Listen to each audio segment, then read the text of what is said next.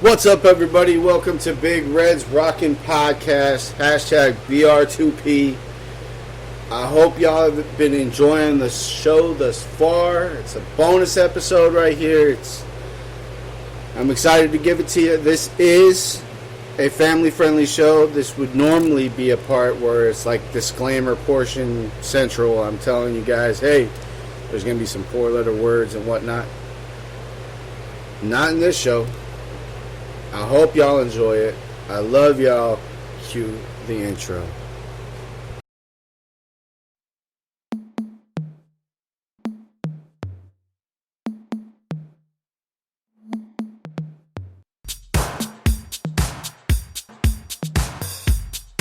Welcome to Big Red's Rockin' Podcast. It's great to be back at last. A little flaky in the beginning, but that was all in the past. The Merc with the mic is back. We are the podcast of positivity, so don't question my longevity, and you can keep all of your negativity, because I've been in it for a minute. So sit down, enjoy, and listen. Now you get it. This is your show. This is your show. Enough with the fluff, yo. Here we go. Here we go.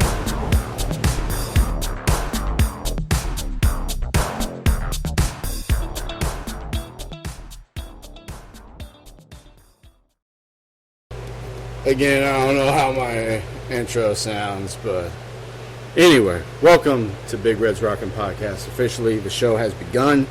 This is the Money in the Bank Fallout episode. I want to talk to you a little bit about that, a little bit about some upcoming events, Raw, AEW FYTER FEST, a few other things, give you some movies, movies. Two recommendations for the week, a couple of songs to listen to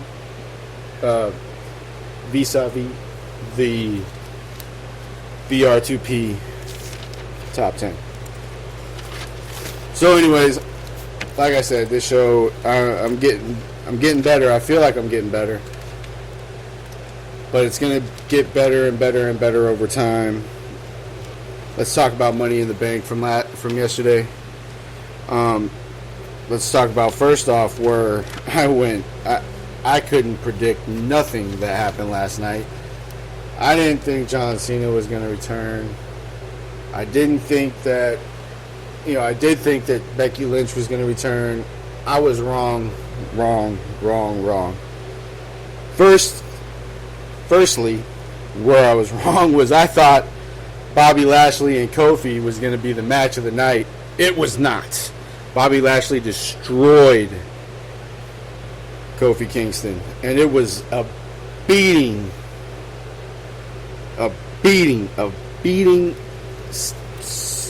just destroyed him. I talked to you about how John Cena returned. That was the big pop of the night for me. I popped. That was a big pop of the night for me. I said there would be shenanigans. There was shenanigans. And there was also 50-50 booking, which no one went over. Edge stayed strong due to wasn't the shenanigans of the Usos, it was the shenanigans of Seth Rollins. Seth Rollins costed Edge the match. Looking forward to that rivalry to come, developing hot ...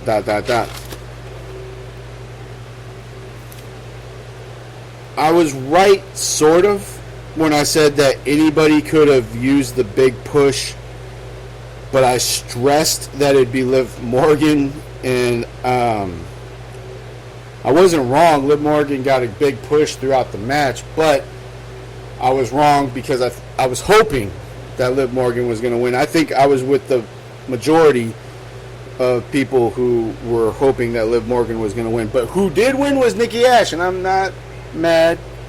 She's almost a superhero, maybe because she won the Money in the Bank. She's on her way to real superhero dumb. I don't know. The other Money in the Bank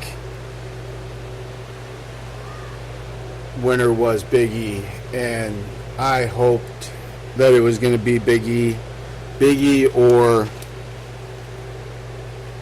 Matt Riddle is who I wanted to win. And I wasn't. That was the moment of the night for me. I could have cried when Big E won. I was so happy, so elated. It was a great moment, and kind of made me forget about the fact that there was no Becky Lynch, man. No Becky Lynch. I was so heartbroken that there was no Becky Lynch. I'm telling you, the Rhea Ripley and Charlotte Flair match was great. Don't get me wrong. Charlotte won. Becky Lynch never showed up. That's the big thing to take out of that match. I'll get into all these matches a little bit more. I'm just giving you the kind of what had happened. The faster version of that is so finally. Okay, so I gotta clear something up from last episode. I kept saying almost for some reason. It's Omos. I knew that. I'm telling you, I get super nervous before I hit record, to the point where I'm just even nervous now as I'm hitting record right now, because I want this to be such a great show for y'all, and I get really nervous. There's that. The Usos won, which they won the tag team championship. I'm happy for the Usos, and like, they're my favorite tag team. I got mixed emotions. They're my favorite tag team. But I just really want what's best for the Usos. Jimmy Uso. I'm just glad. I'm glad they won. I didn't know I don't know how to take that win though. It feels kind of. So at the end of the Money in the Bank pay-per-view, Becky Lynch did not show up, man. I gotta really run that through. Becky Lynch did not show up last night. I'm so mad. Raw has all the potential to be a great show. I think Becky Lynch should return. She let Charlotte have her night. She was really emotional, Charlotte was.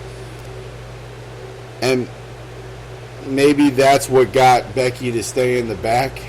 I know she was at the show.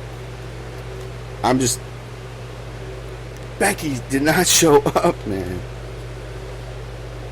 Like I said, Bobby Lashley destroyed and buried, not in the same way Alexa Bliss was literally buried, but in wrestling insider terms, buried Kofi Kingston. May as well gave Bobby Lashley the golden shovel and said, here's my career, make sure I can't be taken seriously again. Then Bobby asks, didn't Brock Lesnar already do that? And Kofi replied, not harsh enough. For some reason, some schmuck in Stockton, California said that this could have match of the night potential. I want Hope in Me gone forever, baby! That's what he said. Bobby goes, okay.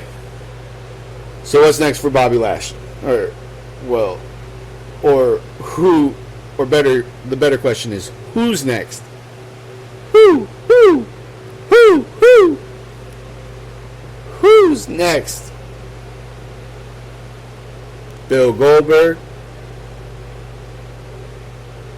or Payback in Kofi's defense? Big E? Cassius? I don't know. I think Bill Goldberg's going to show up tonight on Raw, and I think that we're going to get that match for SummerSlam. But I've been wrong before, and I'll be wrong again. I do know that the show's going to open up with John Cena, and he'll explain what's up with Roman Reigns and where he sees all that going. I'll tell you right now, SummerSlam. It's going to SummerSlam. for sure going to SummerSlam.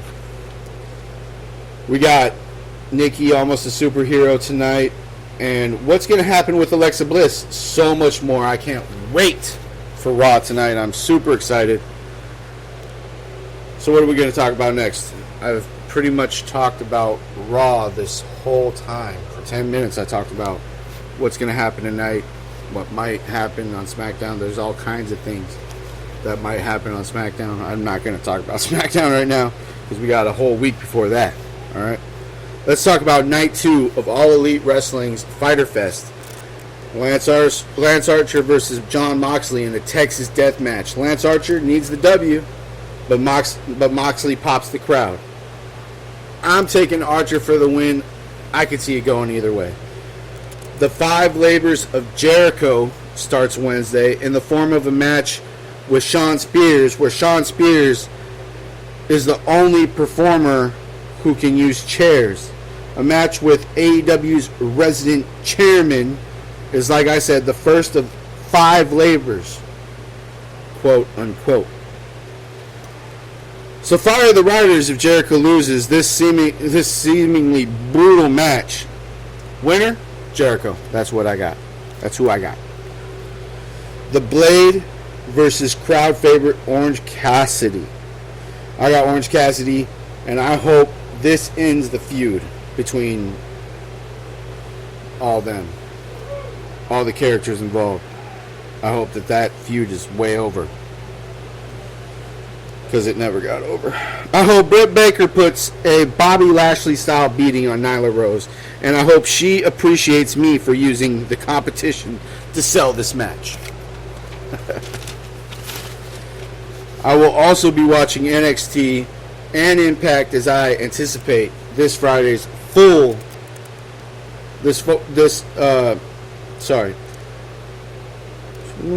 that, reverse that. I will also be watching NXT and Impact as I anticipate this Friday's Fallout episode of SmackDown. Okay, enough wrestling for now. Alright? Y'all got your wrestling fix. It's going to be in every show. It's going to be in every show. We're going to talk a little bit of wrestling. I love wrestling. Can you guys tell? How about this? Starring Scanners and Total Recall star Michael Ironside, Connie Nielsen, RZA, Doc Emmett Brown himself, Christopher Lloyd, and Bob Odenkirk. This movie is Nobody. Huh? No, that's the name. Nobody. If you like John Wick, you'll love this. I did not want to see this movie, but my son talked me into it. Now we own it. It's that good. Check it out. Then that's the first of our 3 movie recommendations. Goated by his buddies, a nerdy guy who's never done the hibbity-dibbity only finds the pressure mounting when he meets a single mother. Sure, you've probably seen it before. You've probably seen this kind of movie before. But that nerdy guy is 40. And was that guy Steve Carell? And it also stars Paul Rudd, Romany Malco, Seth Rogen, Elizabeth Banks, Leslie Mann, Jane Lynch, Kat Dennings, Jonah Hill, Mindy Kaling, and Catherine Keener. You guessed it, the 40-year-old virgin. She still probably my all-time favorite comedy movie. 40-year-old virgin. Go check it out. It is it's the best. It's the best. And our last movie recommendation of the week is, you guessed it, in the horror genre. I urge you to check it out.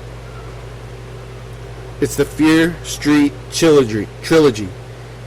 It's so worth it. Based off the R.L. Stine Fear Street novels, this Fear Street trilogy caught me off guard, and it was one of the better horror movies I've seen in years. And I fancy myself a horror movie buff above all other genres. The cast was mostly lost on me. All right, I know they had some great people in it. I live in the 80s with horror. I recognize some of the faces, though. What I loved most almost as much as everything else